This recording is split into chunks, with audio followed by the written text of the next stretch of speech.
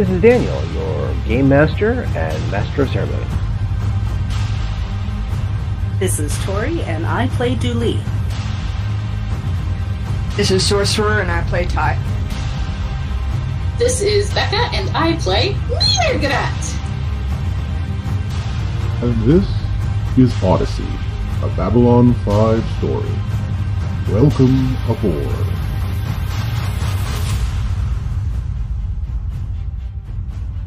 You know what's the worst thing about working with the pak'ma'ra in an industry such as mine? Everyone thinks it's the biology, it's the smell, it's the catering that has to happen. No, it is the distribution rights. That is near impossible to get from the pak'ma'ra government, I can tell you from experience. Unfortunately, the good news is that I don't have to deal with it that often, and hold on a second. I'll talk to you later. Have my card. Ah, good. I've been waiting for this all day. Thank you for waiting, but come, talk to Padini. Padini has more stories for you regarding the TauMarie Celestia in this grand Odyssey that I have been on. Now, where Dudley left off? Oh, yes. Ty and Dudley were going to buy a person. I'm not kidding. It's going to be lovely. I mean, it's kind of insulting for the Centauri, but it's going to be lovely. And then Grant was doing his own investigations regarding what happened to a nurse who had disappeared. However, where we start is where we have to start. With the pak'ma'ra Mrr'grat. Mrr'grat was attending a funeral for TauMarie, a pak'ma'ra who had overdosed on amber and had died while in the throes of amber, while giving telepathic premonitions to many of our intrepid adventurers.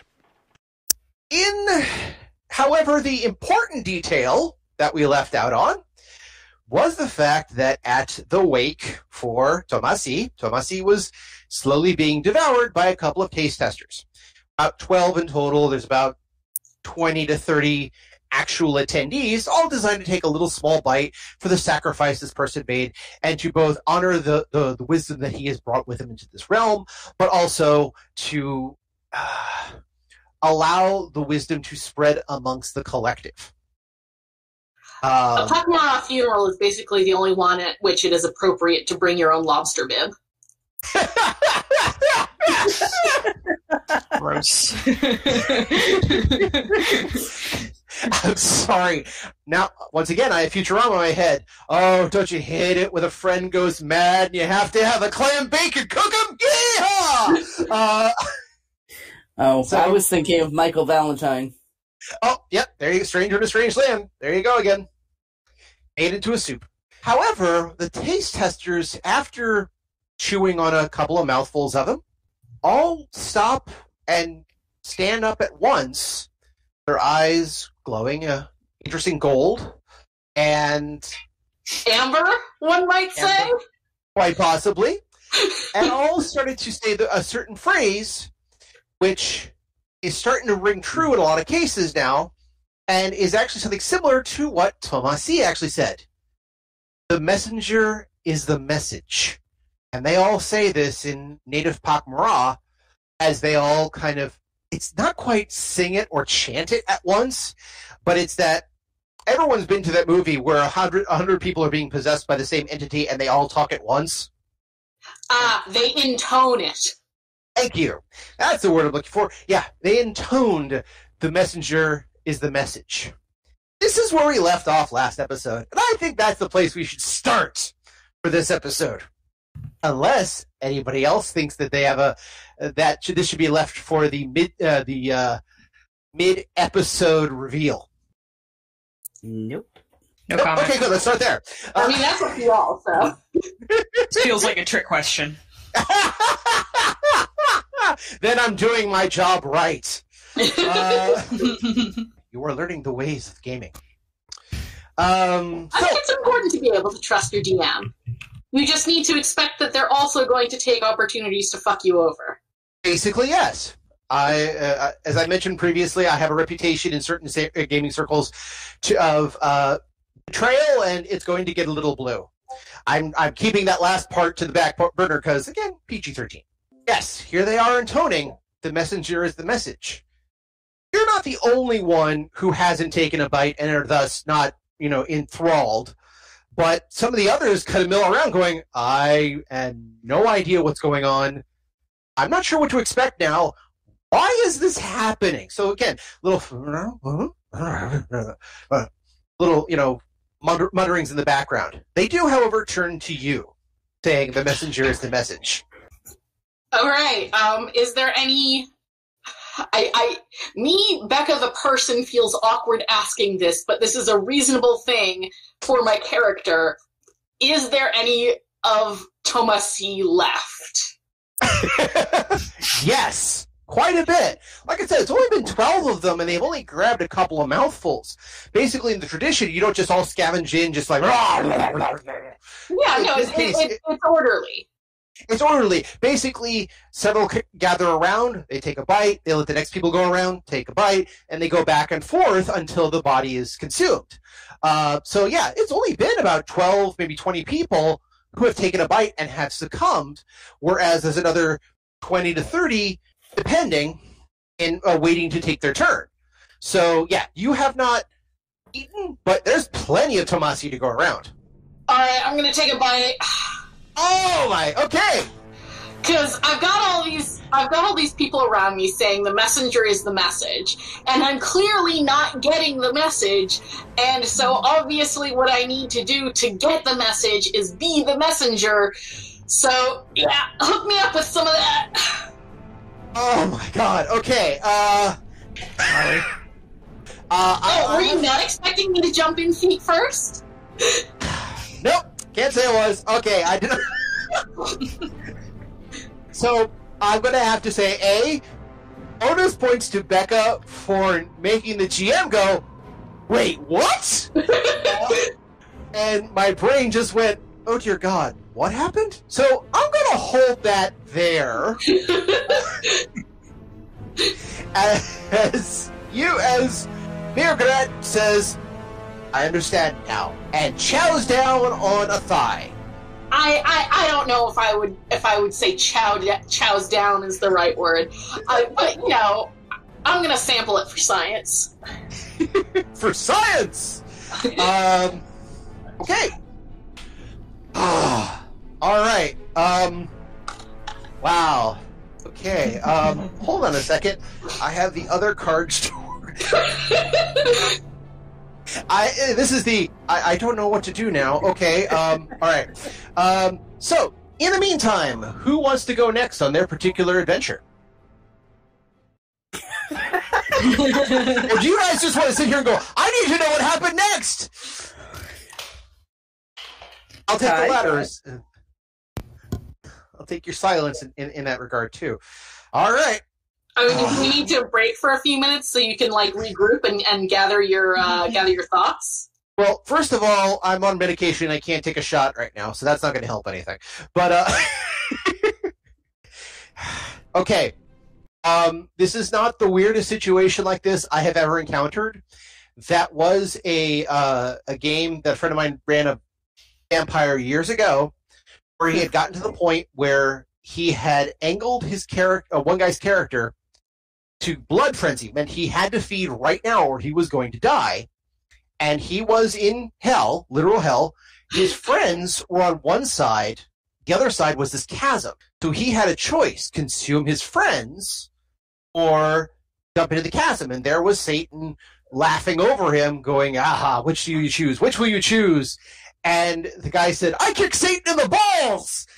Jim stood up, went to the back room for 45 minutes. So, all right. Well, I'm known for doing the improv. Let's see what we got. Well, first of all, let's make things a little bit more interesting. This is very apropos. I'm going to need a fortitude save and then a will save. Oh, shoot, that's my jam! I get a racial bonus on fort saves. That's true. Give me just a moment. Take your time. Do what you got to do. Fort save first? Yes, please. 10. Well, Yep. You rolled a 4, and you got 10. Now, granted, that's very nice. You have a +6 for your save. Okay, that's going to make things interesting. Go ahead and roll your will save, but I'm going to say it for the record. You're going to need to impress me. How impressive do you find a 16? Oh, I missed that. Okay, it's decent. All right. The first fortitude you save to see is whether or not how your body could handle the influx of new chemicals. Yes, you can handle it very well, but this is very strange and unusual, very alien chemicals. So, yeah. The second one was the will save because it went straight to your head fast. Now, even as a telepath, this is even more than you're used to. This is a lot of just data pouring in a lot of cases. I did pull 4 cards. I'm going to make a 5th just to round it out. Okay. At the ladies and gentlemen, I will be revealing which cards were pulled at the end of this little scene here. Enjoy. So, basically what's going on is after you didn't quite make your fortitude save, but you didn't fail it. If you had failed it, you would have simply purged yourself of the material as your body would have just expelled it. Basically, you would have made an awful mess, but there you go. There's always one at a pak'ma'ra funeral. Just who just can't stomach the tragedy, who's outpouring. It's an emotional response, not a physical one. Exactly, but in this case, it's a physical one. It's in the same way that if you were to consume peyote, and I cannot remember the other hallucinogen, but there are certain rites and rituals that are for very spiritual purposes, causing that do use hallucinogen and mescaline? What was it? Mescaline? No, not mescaline. Mescaline is derived from peyote. One of the things that peyote does is that the mescaline in it enters your system, but it enters as a binary chemical.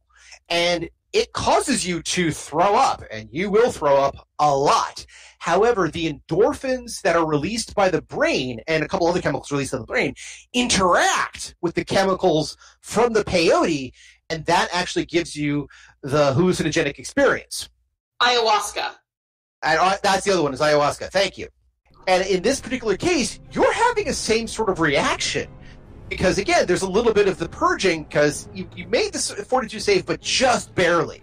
So, yeah, nausea, you could feel your stomach clenching. You know that if you were any less than what you are, you would be spewing your guts out right now. But you've managed to keep it under control just enough. But that also meant that the chemicals in your system have entered your bloodstream and have now started to immediately affect your brain. You stagger back for a little bit, and you kind of feel as reality drops away for a little while. It's literally as if, to use an image, you feel as if you fell backwards, and the floor did not stop you. But you're not falling straight down. You're falling in the same curved line as you would if you would just rotated on your heels and fallen back. So you feel like you're going almost into a spin, focused at your ankles. So this is every nightmare I've ever had about falling down a stairwell at my grandma's old condo building. Really specific nightmare. That. I've gone into your soul and dredged up your worst fear. That's GM bonus points. Thank you. That is one of my that used to be one of my recurring nightmares as a child. So I'm guessing I've gone full hypnotoad. Kinda, yeah. It's just once you fall through the floor, for lack of a better term, it's like the floor wasn't really there either. You'd pass through it as if you would pass through the skin of water, and you just kept sloshing through. Once through, though, the chamber, the ship, everything is still there. There is just the ghostly outlines of the former inhabitants. You're in the pak'ma'ra section, so everyone else is pak'ma'ra, but you just see ghostly outlines of these pak'ma'ra. Instead, for a couple of them, around the ones around TauMarie's body, which is still vaguely luminescent, actually not even vaguely, it just definitely has a certain glow about it. But the other ones around the ones who all turned and said the messenger is the message, had all turned to you for a moment, and they kind of absorbed themselves into the same figure, dragging with it the golden illumination of TauMarie. They kind of just blended. Like, again, they had gone into a gelatinous state and had decided to meld together into this pyramidic shape in a weird way. Pyramidic? It's kind of hard to describe. The pyramidic shape then changes into this elongated barrel shape for a second. And this tendril. Oh god, it's like it's breathing. It's like they're forming a giant gelatinous organism together that's breathing. Thank you. Scotch is on your left. But even worse is this gelatinous form. This thing at the top emerges. A number of tentacles with eyes that just emerge from the top to look down on you. Oh, I mean, tentacle with eyes is fine. I mean, pak'ma'ra. That reminds me of the pet I had growing up. Kinda, yes, except there's still the spherical barrel shape to pyramid, just undulation. Again, a couple of pseudopods flop out of the structure, and these things you kind of think are wings, kind of, or they may be flippers, it's weird, kind of emerge from the back. Oh, I've got to throw one more card because it's just too perfect. Ooh, 4 of them came up. Okay, alright, so it looks over and you get this feeling from it. It growls a guttural thing, just this overwhelming disgust at what it sees on every level. And it's looking at the ghostly images, and for a moment you feel as if some of the tendrils and pseudopods just grab out of the ghostly images and pull them in for a quick second. It brings it up to the head tendrils, the eyes beaming all over the ghostly image, and then it is shoved through the barrel out the other side. But when it comes out the other side, that ghostly image takes on an almost ashen tone. It's still see-through. It's still barely there, but it went from being something, I won't even say white, more of just, cleanse and bright, just enough, ghostly in that shimmering way to ghostly in that ashen way. So, going from radiant to spectral. Something like that. It just, again, the other things just kind of flops through, and it's just grabbing these, and you could feel the sense of disgust on this thing's eyes. And it kind of, after a while, looks down, and it finds you. You're literally like the last in the room. That's, again, you're not spectral, you're not anything, but you're just there. And it just kind of looks at you, and it's, again, has a sense of disgust, but there's a quizzical disgust in its eyes. And I'm an interesting bug on the bottom of its shoe. Something like that, yes. And then it looks down, and it says, you get this, not even a word, it's the feeling of all the things that could have taken root. This is what emerges. It just kind of queries and worried, and it's just this sense of exasperation, as if something had planted apple orchards and somehow had received pears. Well, apples don't breed true from seed, and so you really want to be grafting branches onto good rootstock to begin with. So if you're planting an apple orchard, you have more control over that, so you should probably have tended it better. There you go. But that's the same sort of feelings that you get, and I guess I'm guessing that's the reaction that Mrr'grat kind of responds in her mind.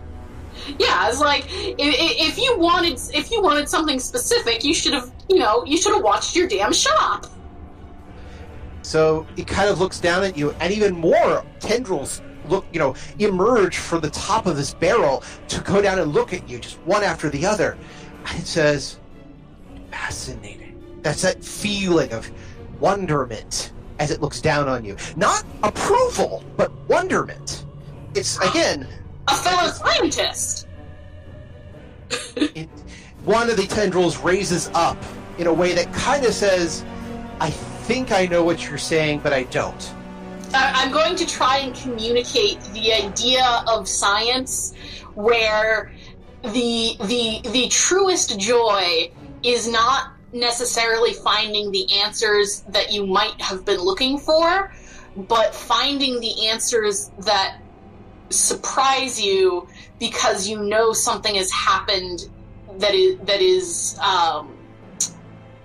you have not yet accounted for. You have been given new data to untangle. Technically, what this kind of refers to, even on a very, very infantile level, in that translation of very, very basic data of this very good concept you have, kind of translates down to, how is it when you mix red with blue, you get purple, which looks reddish and bluish. But if you mix blue and yellow, you get green, something that doesn't look like anything. And then you learn about advanced color theory, and it starts to make more sense. Exactly, but when you're a kid, yes. When you're like in first grade trying to figure out green is always the strange color, because it doesn't feel like it fits the match. Is it? My mom was an artist, so I didn't have the green puzzle quite so much. Fair enough. So, but let's just say for some people, this is the puzzlement they get when they're like first grade or something like that. Okay. And so, yeah, that image of sometimes when you mix two things together, the result is not what you expect, and that sense of wonderment. I'm going to need a telepathy check from you now. Oh, hey! Alright, what is my telepathy modifier? 17! Okay, not bad. Not bad. So you're able to project the image. You realize, again, you're not talking with your mouth, you're not talking with your tendrils. You realize, again, you're impressing with the telepathy. All this conversation is being done telepathically. And even in the telepathics, you're not getting words from this thing. You're just getting ideas, concepts, very organic feelings rather than raw data. And it kind of, again, looks amused at that response, and the feeling of, I need more data, I need to understand, comes over it. And this is definitely a kindred spirit. Yep. You say that like it's a good thing. Yep. Yeah, right? Yep. Okay. It's just, and you get this idea of, I wish to know, we now need to know what is beyond. And the kind of the feeling, this is again, feeling. Don't take my words at exact precision for these. These are all feelings. Do you volunteer to be our eyes and ears? Hell yes. Okay! Oh. I'm sorry, did some mystical being from the beyond ask Mrr'grat to be their research assistant? Because if they did, then hell yes, I am all up in that shiz, because, like, this is my jam! Yeah. I'll meet you in laboratory. Visually speaking, this is what happens next. But you wholeheartedly agree that you want to help be the research for these things to help find better understanding, and maybe you'll get something out of it. When you open your tendrils to kind of go, yeah, you don't even get that far, but you feel the gelatinous thing pouring into every orifice you have on your body. And there's more than you think. Yes, your ears, your eyes, your mouth, the side gills, everything. Just any sort of a way it can enter your system, it does it. And it just, first of all, the feeling that you are being pumped full of Jell-O in and of itself as a physical manifestation of what is obviously a spiritual or telepathic situation is unnerving. Is it though? Have you ever swallowed a large amount of Jell-O at once? Yeah. Okay, now try to swallow it through your eyes. I mean, here's the thing. Like, have you ever had a breadstick that you chew, like, not as thoroughly as you should because you enjoy the weird feeling you get when you swallow it and it, like, feels kind of rough on your esophagus, like it's scratching a weird itch that you didn't know existed? No. I have to remember that phrase. That is such an interesting character focal affectation. That is like, you could build an entire character around that concept. I mean, that's a Becca thing, but like... Congrats, you have now inspired characters to come. Enjoy! So like, but like, I mean, that's like, it's a weird sensation, but it's not necessarily one that's off-putting. Fair enough. Also, I like Some Jell-O. weird stuff. So yeah, but it's Jell-O going into your ears, your nose, your eyes, everything. Just and you are filled, but not increased. So it comes into you, but it's not increasing your density. It's not increasing your mass. It's not increasing your size. And it's not even pushing you out of the way, mostly. Oh, it's just like filling in all the cracks, like... Like when you've got a jar full of marbles and you just kind of pour water into it so that, like, nothing is floating yet. It's just, there's just enough that you are doing, like, strictly displacement. Exactly. But think of that on an intellectual level. So, using the marble metaphor, imagine something had opened up your brain case and seen all the crevices of your brain and poured synaptic fluid on it that basically filled up the entirety of your brain case, didn't push your brain aside, but seeped its way in between the cracks and crevices. A commentary on all the brain parts that you weren't using. That's apocryphal. So, that's what happens to you in this incident. And yes, in cinematic fashion, right as it starts pouring into you would be the point that the camera would cut away. Yeah, and the Limitless theme song starts playing. And the what? And the Limitless theme song starts playing. Not necessarily, but we'll run with that. I don't actually never watched Limitless, so there you go. The conceit of the show is that there's this drug that allows you to use the full potential of your brain, not just the 10% that you're normally using. Which is not scientifically possible, but yes, I get you. Yeah. So in this case, it's more of, there is something going on with your system, and your system is not going to like it for a while. There will be some adaptation going on. But I will give this little image as you blink your eyes before we go to commercial break or to the next scene.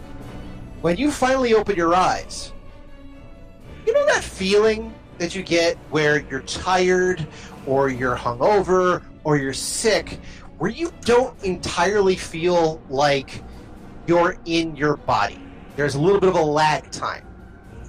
Yes, this is the point at which I would put on Eat a Peach and, like, grab a glass of water and then just go back in bed until the album is done. Okay, exactly. I have friends of mine refer to it as unseated. Yes, Mrr'grat blinks their eyes, sits up, stares at their hands for a few moments, and when they take in the room, everybody has fallen over dead, except for Mrr'grat. What? That's a good place for you to start. Let's go to the next episode, the next person. Oh my. God, why do I suddenly have the highest body count?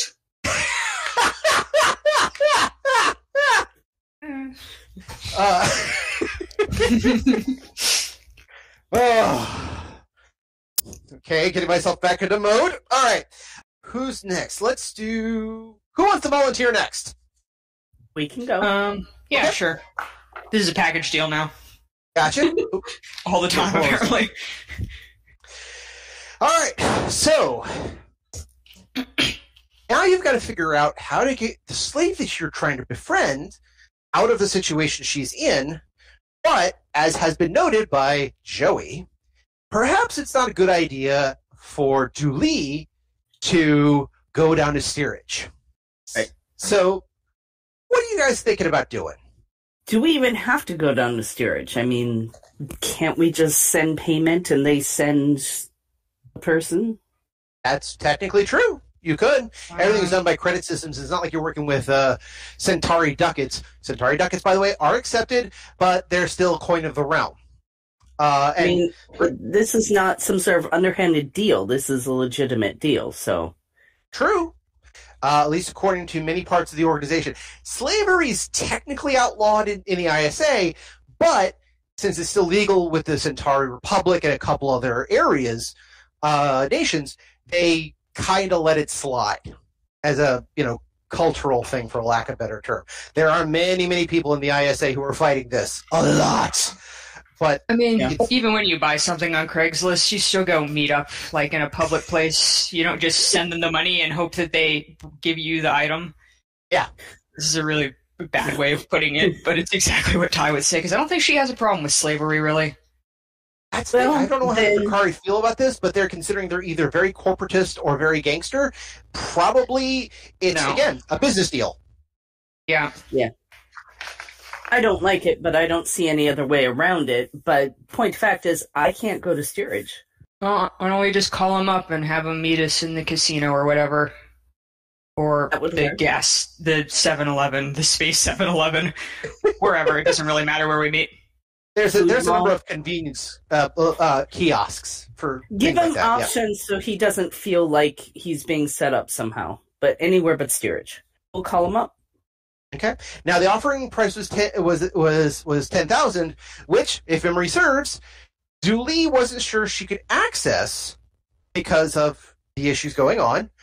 But Ty said, "Hey, I'm flush with cash. I could pay you at an interest that's not rate." what Ty said. Ty said that she would broker a deal for $2,000 so that Dooley has to pay less money. Ty is putting none of her money in this. Yeah. I thought it was basically a loan. I forgot. I thought it was a loan and an interest rate. No, that's correct. I would never loan someone money. Never. Yeah. No, it's Ty. Dooley's going to have to access her money.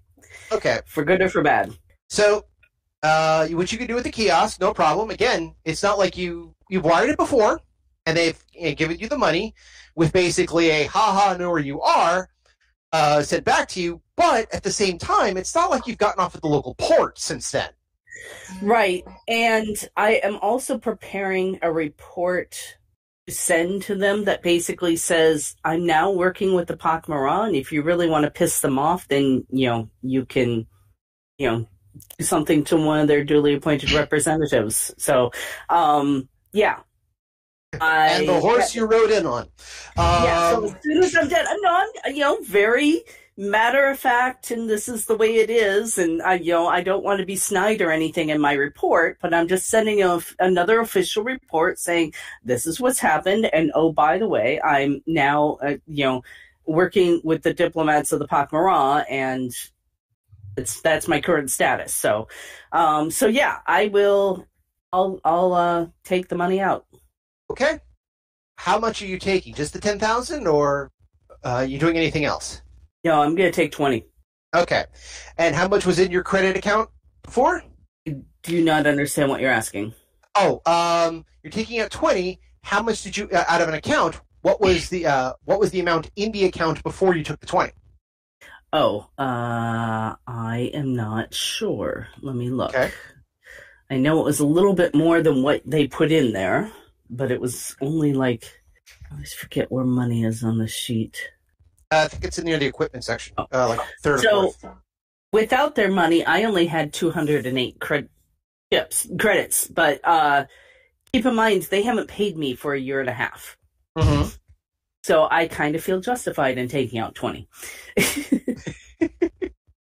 Okay. Or I could just sit down and calculate what I would have earned in the past year and a half and take all that out. All right. I'm going to need... honestly, I'm going to need a diplomacy roll, for lack of a better term. This is now not just that you're convincing somebody to do something. This is also navigating the bureaucracy to get you what you need, sort of thing. To know which form to give to the right person to get the money that you need. Make sense? Yep. All right. 28. Where are you? Are you in dice rolls or are you in general? I'm in dice rolls. Should I not be in dice rolls? No, wait. Hold on a second. There it is. Okay. There it is. Okay, sorry. My screen just needed a minute or two to catch up. Okay, yeah, you rolled a 19, 28. Okay, that's pretty good. All right. You get lucky. And at this juncture, you manage to find the right people. You put in the right forms and put in the right information with the regime to basically try to do I know that I'm supposed to be owed a certain amount of money. I should have a bunch of my account from the various things. And yes, I recognize that I'm on the run because you idiots won't back me for this particular issue. But I'm currently working for the pak'ma'ra. If you come after me, you're going to have them on your ass, which is a threat. But it's not one the Narn take. Okay, I'm a Narn. Threatening people is breathing tradition. Yeah. So I send off my report. I attempt to take out the money. Yes. Now for the 28, I'm going to be generous. But basically, the person you get who takes the form, he says we'll fill it. Looks you in the eye the whole time with the whole glare of, if I find you, I'm probably going to hurt you for what you did, because, again, it's noted on your file, the most of your, the incident, which the other players don't know about, but I do, with your cohort that led to the death of 500 to 1,000 Narn, depending on who you're talking to. Yeah, they don't take kindly to that. But the guy basically says, you are right, your math is correct, enjoy your blood money, and he basically says, and for your sake, I'm going to be nice. Never call here again. But here you go. You end up with 30,000. Basically, with the 30,000, he's saying, and that's it. You're on your own. I hope the assassins find you well. Should I mean this that they no longer consider this a mission at all? They don't care about finding the source of, or someone else's, or I no longer have an official mission. Well, I'll preface this that you know this and the rest of the group doesn't. So if everyone wants to get a quick cup of coffee, feel free. But remember, based on your own background, you were put on an undercover mission that most of the people didn't know was going on. You just looked like a playboy who was getting involved in a certain drug scene, and the people who did know that you were on this undercover mission died. Right. As far as this guy is concerned, as far as most of the official documents are concerned, you're still technically not on a mission because they purged the records of that so nobody could find you. That's the undercover bit.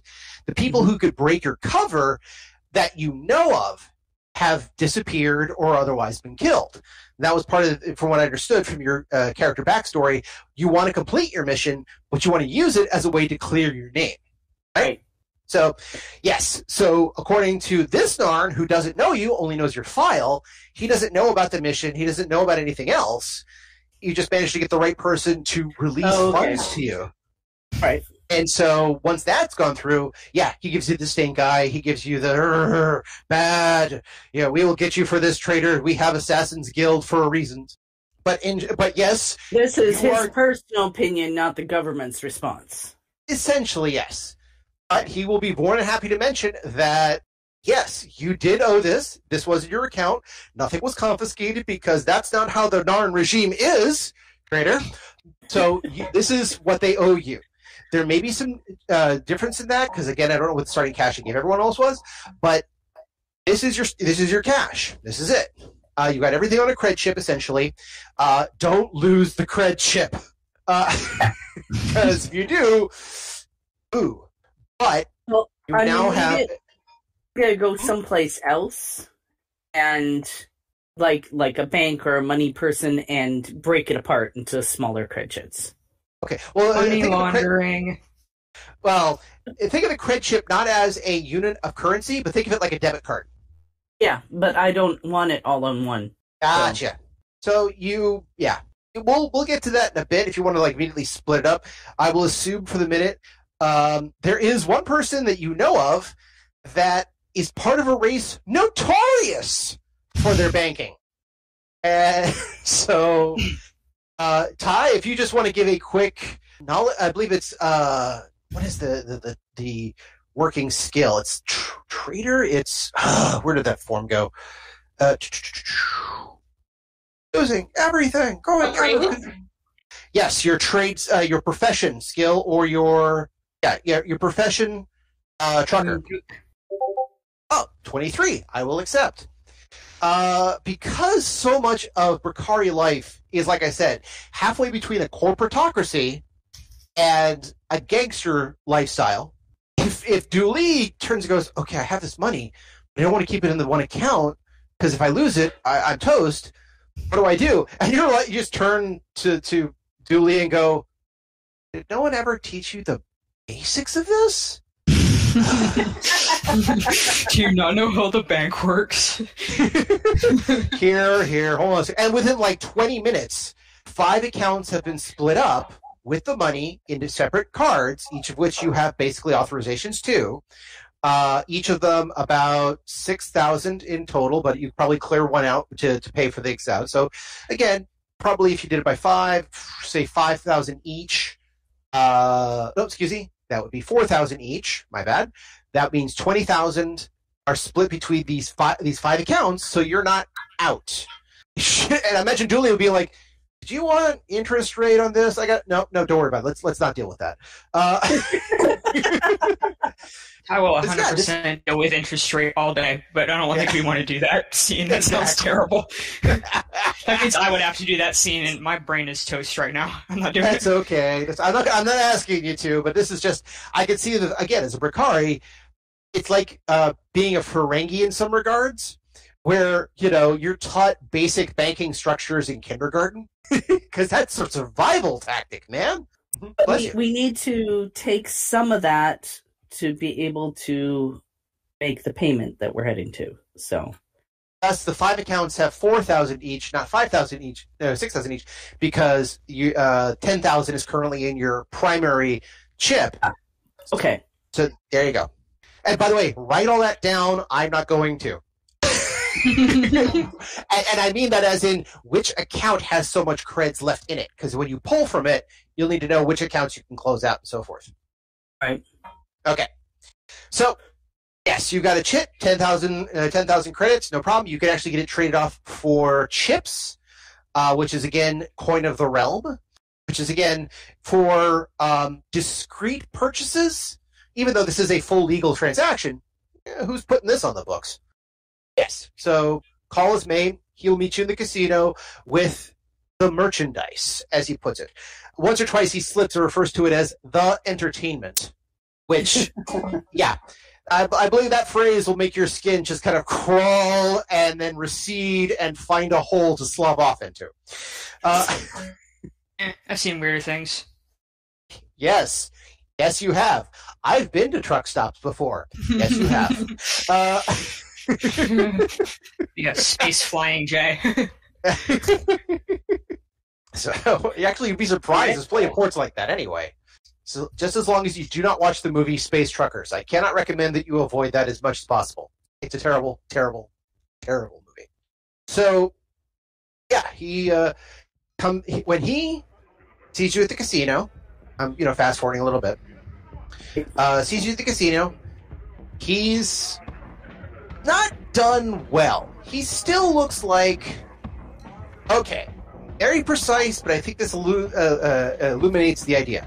Imagine, if you will, a 1990s, early 2000s bodega owner from New York in a part of town that has seen better days.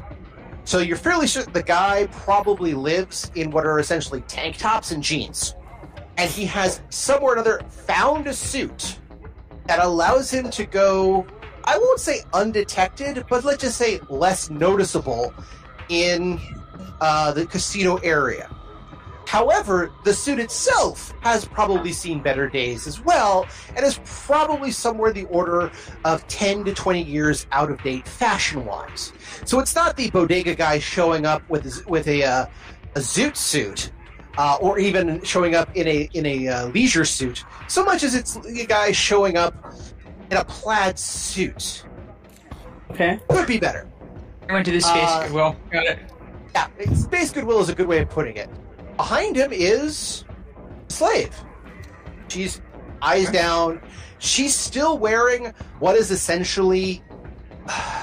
okay. It kind of looks like the uniform she might wear when she was at the cafeteria you were at.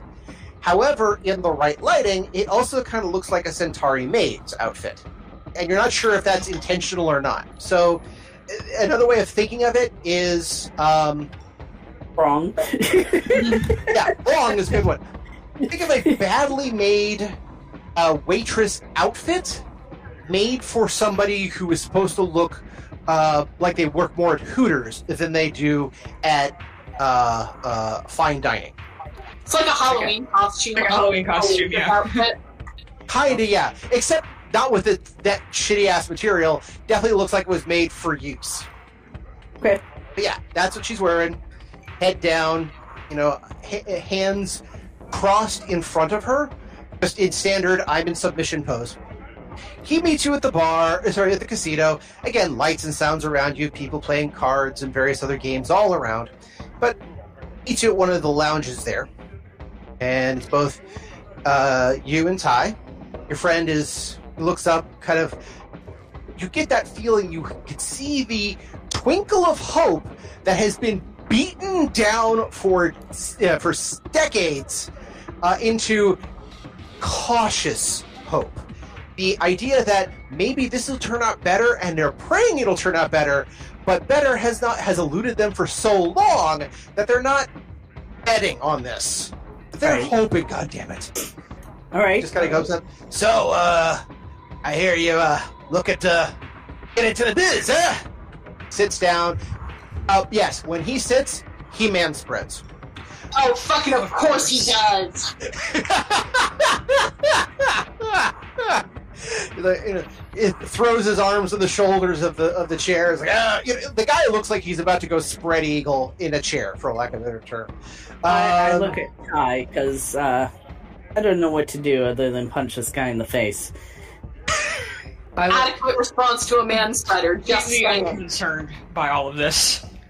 Sorry, what was that, Ty? I look totally unconcerned by all of this because I don't think Ty has enough human knowledge to consider this weird, or she just thinks everything is weird, ignores it. So, okay. So, since Ty, you're doing the negotiations, that is a diplomacy check. All right. Alright, 13 versus... not a great roll. You didn't start off on a good day, but you got a hell of a lot of points in it, so there's that. Alright, so... It's my second highest skill. You could talk your way out of a paper bag. I put a lot of points in the skills that look like they had something to do with lying. For obvious reasons now. Oh! After some negotiation, the guy is not a fool at all. He actually upped the price to $20,000 when it looked like, well, there's someone really interested in it. It's the usual, oh, you really like this car? Oh, did I say 5,000? I meant 10,000. And of course, you roll decent enough to do the whole don't screw around. Back and forth continues for a little bit. Ends up 13,000. Oh, great. I should have done my own negotiating. Of course, I could have rolled just as poorly. But... Exactly. I'm having an off day. It's been a rough week. It's been a very rough week. You've had to deal with weird visions and guys with blue emblems and towers of flesh and bugs everywhere. It's been a weird week. But at the same time, this guy's not an idiot. Everyone thought he was because, he's running a cafeteria in the steerage section. He's not exactly, a CEO of a Fortune 500 company.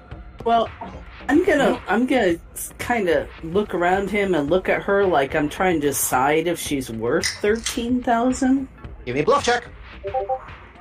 Okay. Ooh, 25. Not bad. Oh, yeah. You look completely disinterested. You actually, with the bluff, you kind of go, ugh. This is what I pay for. When I saw her before, she had that. This outfit is just terrible. I mean, look at this. I didn't see the birthmarks there. And, oh my God, look at that arm strength. Could she even hold the thing? You immediately, unfortunately... Check her teeth. Exactly. You, for lack of a better term, spend 5 minutes finding every last flaw in her as a marketing ploy. So as soon as this is over, I offer him $8,000 or credits. Give me another diplomacy check. Okay, 2 in a row is a little bit, improbable. Okay, so he eventually goes, all right. I'm not going to get anything for her like this on the start. You got her for we got a couple of weeks before we make port anyway. What do I care? 8,000 it is. I'm still at a profit. All right. I guess I can pay 8,000. He actually then goes, hold on a second. He goes, wait. I'm feeling feisty. What do you say we make it real interesting? No. I'm not interesting. It says, he points over at one of the tables there. He says, one throw. Put it on,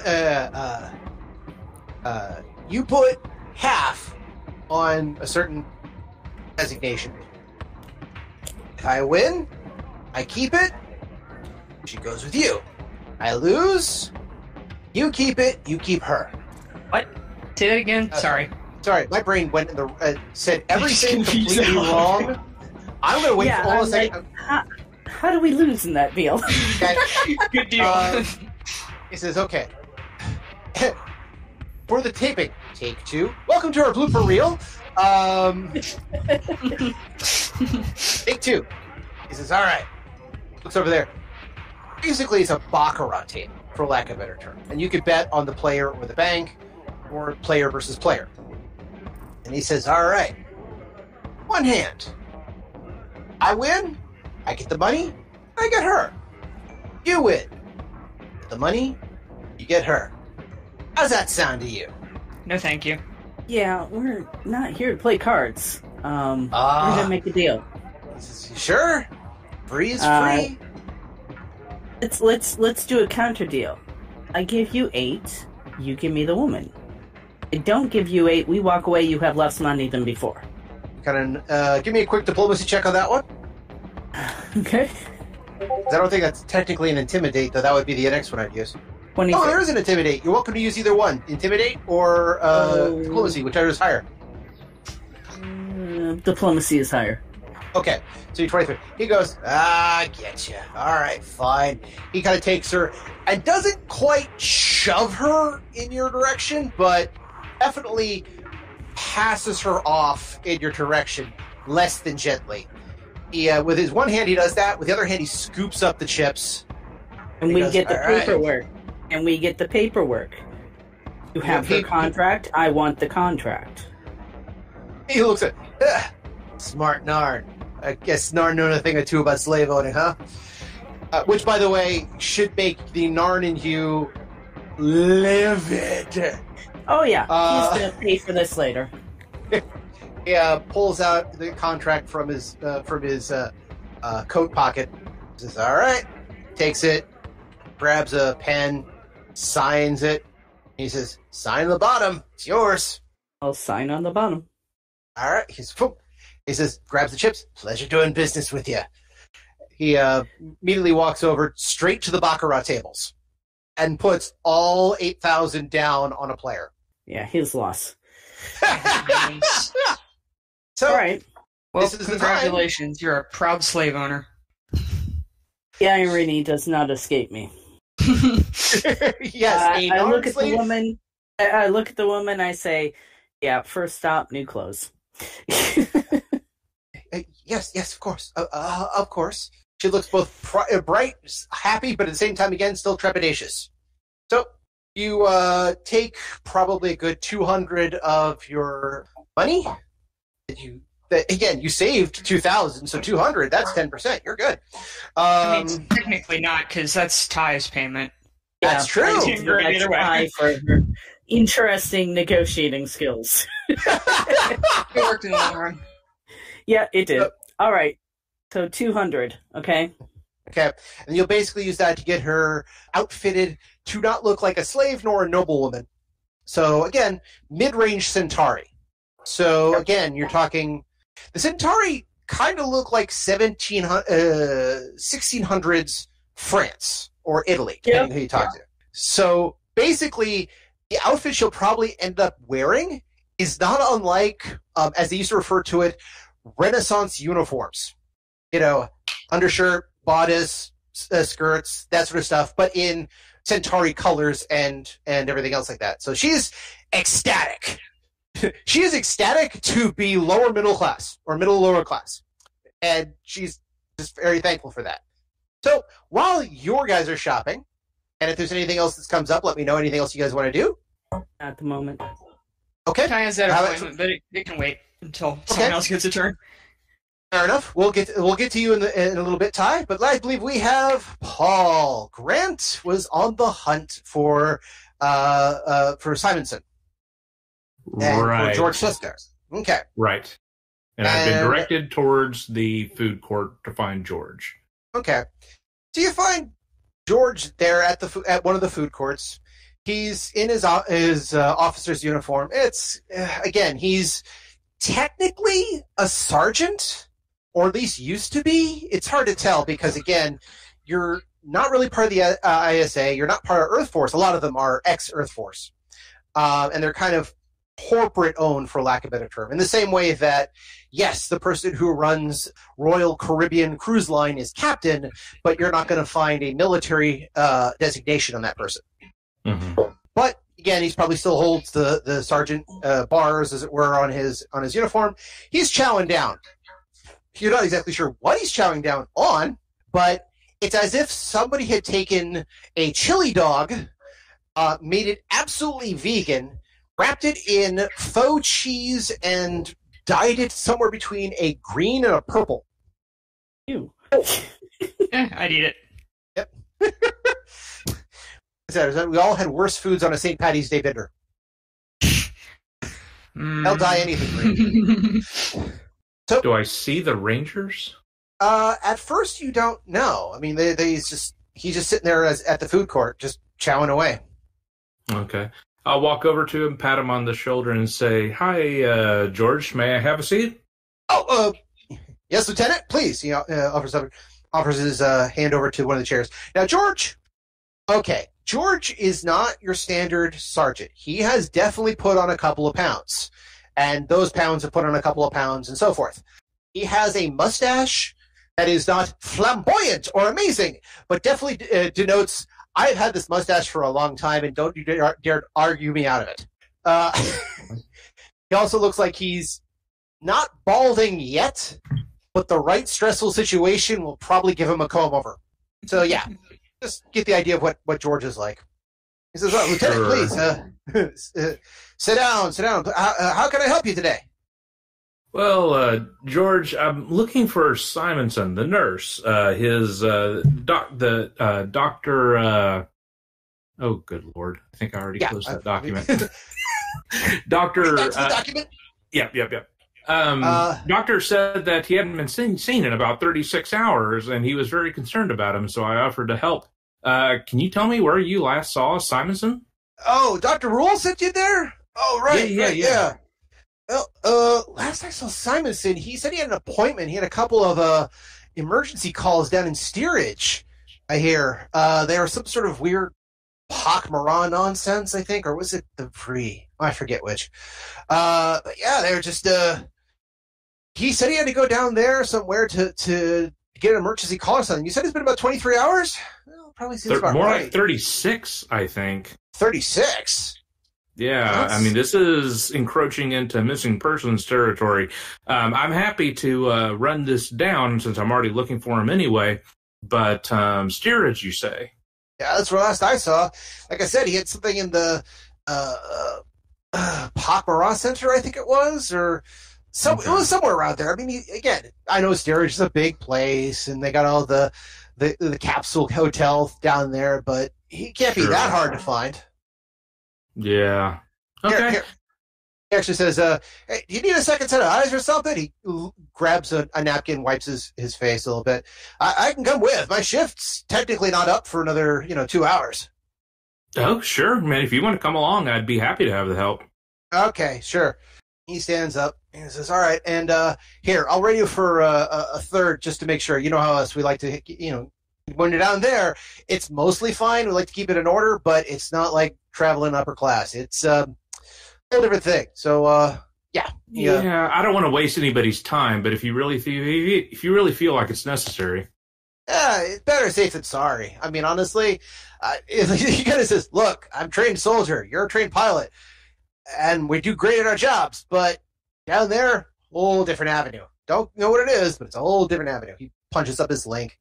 Says, yeah, I got, what was it? Oh, yeah, I got Lieutenant Grant here. I got, sorry, what was Grant's last name, or Grant was his last name? Sherman, thank you.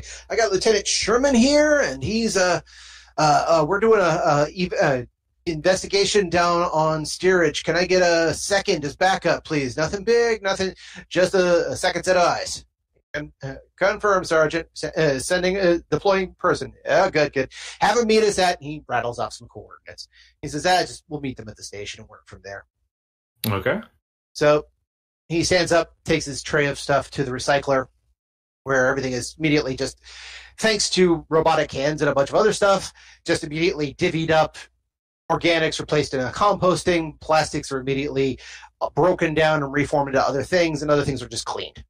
So he's like, all right. So, and he lifts his sizable ass out of the chair. He stretches a little bit. All right. So looks like we go walking. He said, what exactly you were asked me about? I mean, I know I'm good here, but I figured if you were looking for someone, you might ask Kali or someone else like that. Oh, no. Chuck said that the last person who knew where Simonson was you. Oh, okay. Well, that's Chuck for you. Chuck spends most of his time in steerage. I'm surprised he's sitting here, but that's all right. I'm more than happy to get the exercise.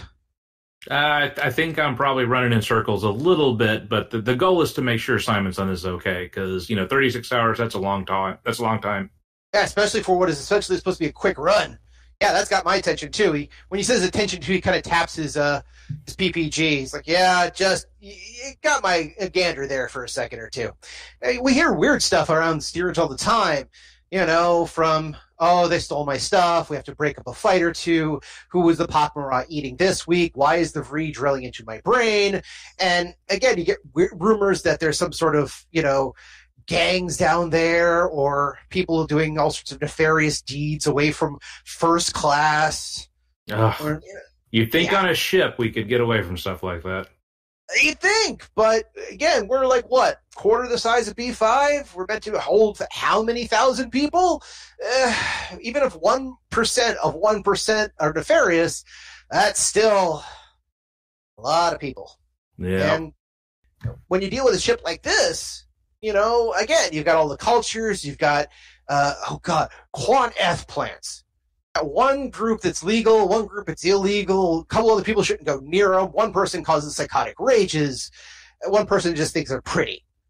How do we keep all that together? Yeah, so, it's a tough life. Yeah, well, it's what we do and what we get. So you work with what that is, and he makes up idle chatter with you as you walk through. And when you actually get to the station right before steerage, which is, again, a little bit recessed from the main corridor, which is basically what you guys are walking down, you'll meet the backup, which is actually Chuck, believe it or not. By the way, was there anything that you wanted in this parade while you guys walk and talk? Was there anything you wanted to ask him about? I'd heard that Simonson was looking into this new drug called Amber. It's apparently, running rampant through the steerage and maybe some other places. Have you heard anything about it? He starts laughing. He says, it's funny you bring that up. There was this Bakari woman. She dumped a hot coffee into some guy's lap. I'm told she actually kicked it into the lap. I mean, I wish I could have been there to see that. But we picked her up, And she had these little squares, these little like dice-shaped cubes, like about yay big. He holds up his fingers. But yay big, that were that kind of amber gold color things. And we didn't know what they were. She actually got arrested, but believe it or not, I'm not kidding here, a pak'ma'ra shows up to escort her and to pay her tab. And they basically release it into the pak'ma'ra's care. And, she's basically told, don't get into trouble or you're going to end up right in the brig. And once we hit some sort of space dock, you're going right into jail. She had this stuff. And I think she called it amber, too. How weird is that? Was this pak'ma'ra wearing air fresheners? Isn't that the weirdest thing? How'd you know that? Oh, God. All right. I see things. Let's keep going. Yeah, when I start seeing things around the pak'ma'ra, I ask him to put on an air freshener, too. He thinks he made a great, slightly racist joke. You don't quite think so. No. So I'm not laughing. Yeah. So he carries on the conversation. Anything else? Just while you guys got the walk and talk for a bit.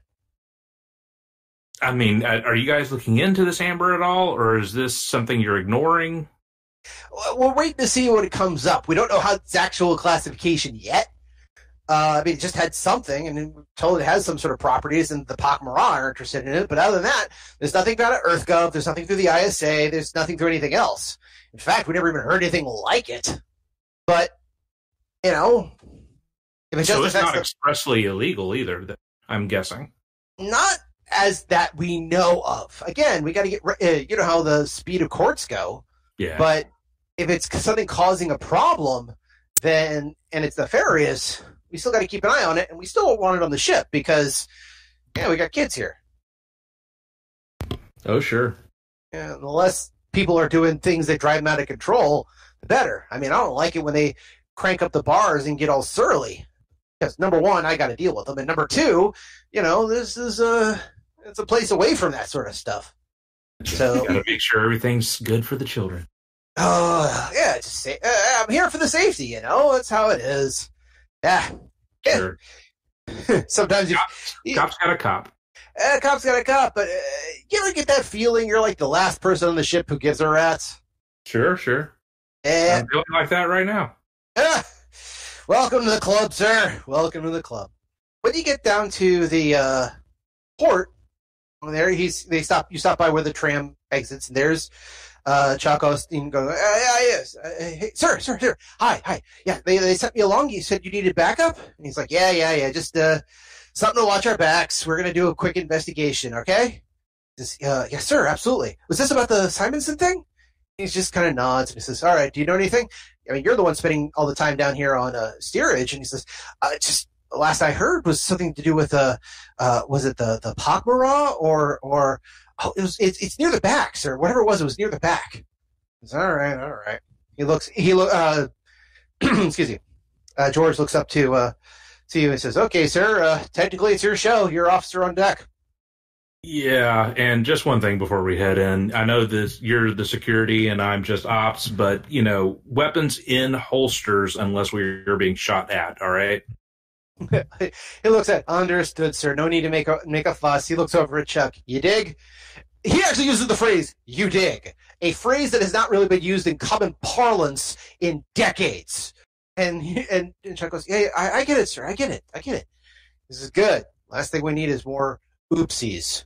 Besides, we're nice, peaceful peace officers, just doing our rounds. Spares the paperwork. Yeah, when you said finish better for the paperwork, he just kind of chucks you on the shoulders. That's the ticket. Yeah. That's what we're looking for. Good on you, sir. Anyway, your show, your floor. All right, let's head in. Okay. So I'm going to need an intrigue check. Oh, good Lord. That is not something I'm strong in.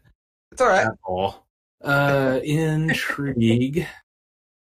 Use untrained is yes, and that goes off charisma, but it is not a career or class skill rather. So, all right, we're just going to go off charisma. All right, 23. Oh, Natural 20 to boot. All right. You make a couple of subtle investigations, asking about medical teams down here. Within the first 3 or 4 people you talk to, you actually get a lead. Even George is, by the way, stunned at either your luck or acumen. He hasn't decided which happened. You're not going to tell him. No, I'm not going to tell him because he's not going to like the answer. Well, who doesn't want to think that it's all skill? Basically, again, from what you've been able to tell, Simonson did come down about 36 hours ago to deal with some sort of overdose. He was investigating the amber, which led him to a place that a couple of people refer to as the door. That's all they refer to it at, which is like the worst name ever. But people go to the door for various things. I'm getting full like scary door from Futurama.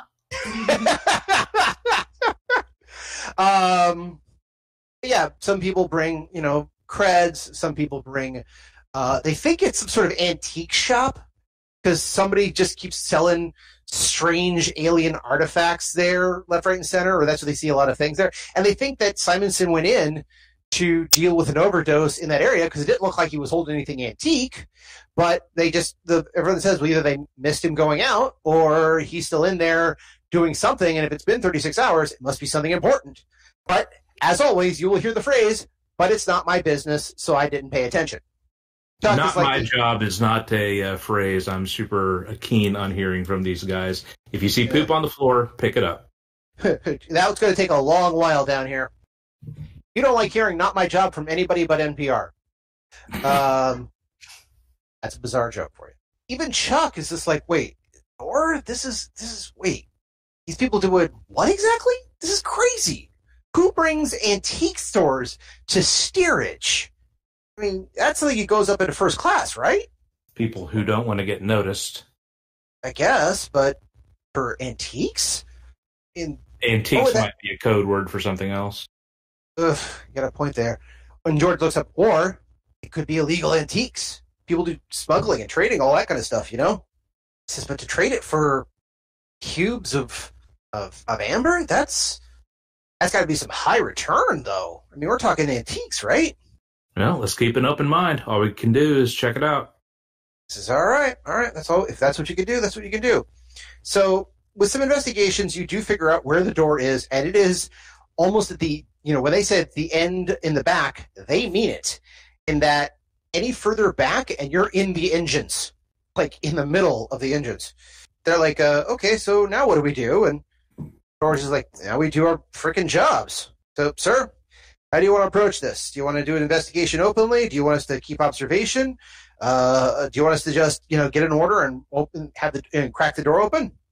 Let's start with knocking. You two stand back a little bit. Yes, sir. So you guys approach it. And there is a door which, when you visually find it, it's not exactly marked in the, hello, this is the door. There's no red light out front. There's no special ornament or anything like that. It's not even painted differently. But the way that things are gathered around it kind of indicates this is the door. It doesn't look like it's junked outside, though there are plenty of people along the corridor who are just basically sleeping on the corridor.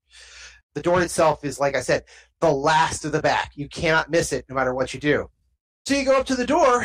Oddly enough, there's at least 2 game helmets. Not the game themselves, just the helmets that have been, hung on the wall next to the door, which is, the strangest thing. Because the game are methane breathers, so they basically put, space helmets on the outside. Is this a warning or something else? Interesting. I don't know, boss. I don't know, Lieutenant. But let's see what we got. He kind of, gives an eye to Chuck. He says, all right, hang back, rookie. So it's your show, sir. All right, I ring the little doorbell. Okay, you hit the door chime. Door opens, and there is just a big old, broad. The guy has the word thug written all over him. Chiseled jaw, square, shoulders that are probably twice as broad as you are. Very nice suit for down here. Hey, yeah. Can I help you, officer? As I'm getting ready to talk to him with my best smile, I do move 1 foot forward over the threshold of the door, so if he tries to close it, it's going to hit my foot. Gotcha. And I say, yeah, I'm looking for a nurse that was doing some good deeds down here. Human, Simonson, you know anything? Oh, well, yeah, we don't get many humans around here. That's nothing. Simonson, some nurse. Hold on a second. Hold on. I'm going to go talk to the boss, see if the boss had heard anything about that, okay? So hold on a second. He turns around, and obviously the door is going to try to close. Mm-hmm. So I don't know how it works if your foot is stuck on a Babylon 5 door. I have no idea how that math works. So for the moment, I'm going to assume that it works like it does elevator doors, in that if your foot is in the door just won't close. And when he moves out of the way, you can tell there's at least a couple other people there who are standing around. A couple of them go to a desk that is kind of not like, "Hi, I'm in charge of here. Welcome to the Godfather's lair." Kind of off to the side a little bit. There's a couple other doors, but he goes up to a desk where there is a figure. Chairs turned around. You hear the guy say something, but he doesn't say it in a language you recognize. Well, okay. Well, this way. What languages do you recognize? What do you got on your list?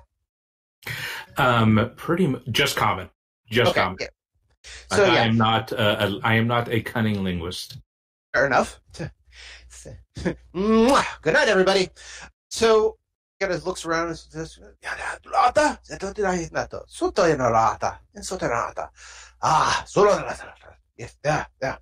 He comes up and he says, the boss says there was a human nurse that was here around about a day or so ago. We had an incident where there was something to be checked out. He came running. He took the specimen and left. That's about as much as we know. If you happen to know anything about our case, we'd really like to know about it. But unfortunately, that's about as much as we can tell you. The specimen? What specimen? He goes over to the boss, actually yelling over, "Kinota Sonata!" The specimen was an artifact that we had discovered in our trades that we wanted to verify for authenticity. So we paid Simonson a little bit of extra capital just to kind of run it through the scanner for verification. We won't go into details. That's company policy. So this thing might be my way to find Simonson. If I don't know what it is or what it looks like, how can I find Simonson? Well, Simonson's part of your crew, right? You should be able to find him easy. Well, I'm not sure he's still, quote, with us, quote, per se anymore. That'd be bad, because that means we lose our investment. All right. Well, if you happen to see a petri dish about this big, he holds his hands about 2 inches wide, with a little bit of blue stuff in it that has the word sample 2A3 or something like that, then yeah, come talk to us. Okay, I'll keep an eye out. Thank you, sir. Oh, good. Thank you, and have a great day. Door closes. I'm guessing the second your foot is out of the way, Yeah. thunk. Blue stuff. I George- mutter under my breath. And George's like, blue stuff? You mean like that brain we got? That's what I'm thinking. That's kind of weird, isn't it? Yeah, but even weirder is where is Simonson? Well, let's see. If he's not down, he's got more of that blue stuff. That's probably linking to whatever the doc is working on upstairs, which means it doesn't take that long to get from there to here and here to there. Not 36 hours anyway. No. And even if he did tests on his own, a base test for authenticity, which he's talking about, that takes what, 6 hours tops? I don't know the time frame, but should we check his place? Yeah, I think we should, just in case. And it's going to be back on the run. Come on, Ricky, let's go. And this is the point where... Sorry, I had to decide whether something was going to happen, and the card I pulled was, and a rock in a hard place. I said, "Oh, you're being nice. You're being helpful. Thank you." A rock in a hard place. Yes, I know. That's where I am. Next card. So, not to do too much about this, but in my younger days, I used to read tarot cards for people at various places, and I actually was doing it for a friend of mine, and who also knew tarot cards a little bit. And so she asked a question, and I threw out some cards, And at one point, she was so frustrated with the answers, she literally grabbed the deck from me, started flipping cards, but as she did so, she kept saying, "Shut up! Shut up!" Time for the tarot card equivalent of dice jail. It was more of she didn't want to hear the answer that it had coming up. It was kind of like you have to own your shit. And she's like, "No, shut up, shut up, shut up, shut up." Thank you. The cards have spoken. Have a good day.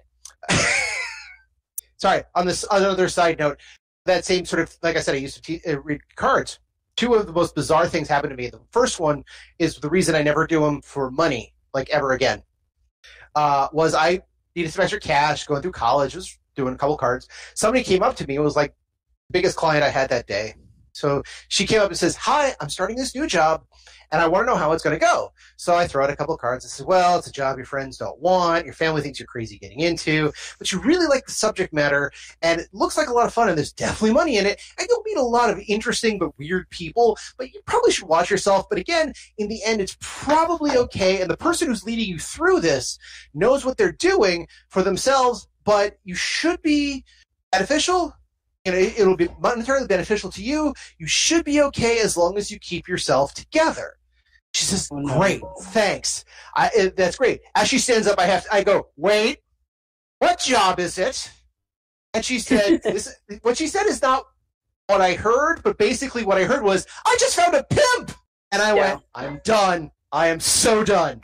I was thinking exotic dancer, so yeah. So, well, anyway, as everyone just goes, "Wait, he does what exactly?" Whatever. I mean, my money was on professional dominatrix, so, you know. Let's put it this way. If this was Price is Right, you would so far be closest to the answer without going over. So, let's see, the cards have spoken here. All right.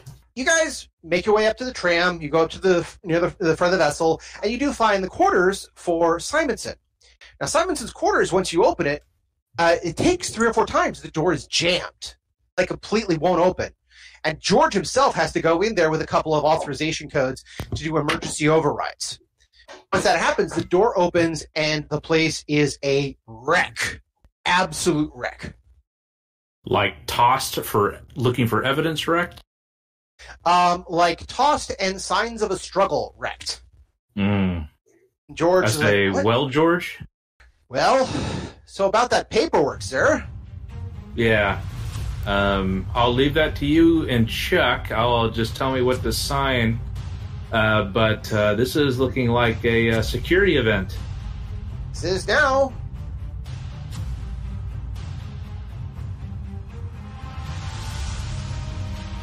You see what Padini brings you? Good stories! We have danger, we have excitement, we have paperwork, we have possessions. We have possession in more than one case. So you must come back and join us again. Padini has more to tell you. Join us next time. Come to Padini's house, and I'll give you good things. Please, come again. Now, if you'll excuse me, if you happen to know anything about pak'ma'ra distribution rights, I would appreciate it. No? Well, another time. For now, Joe, serve me up another drink. My throat is parched. And that's where we end for this week. I want to thank everyone for joining us and hope you continue to join us every 2 weeks for another episode of Odyssey. If you have any questions, comments, constructive criticism, or just want to say hi, then you can find us at temporalplaygrounds.com/Odyssey or email at temporalplaygrounds@gmail.com. Babylon 5 was created by J. Michael Straczynski and is owned by Warner Brothers Domestic Television.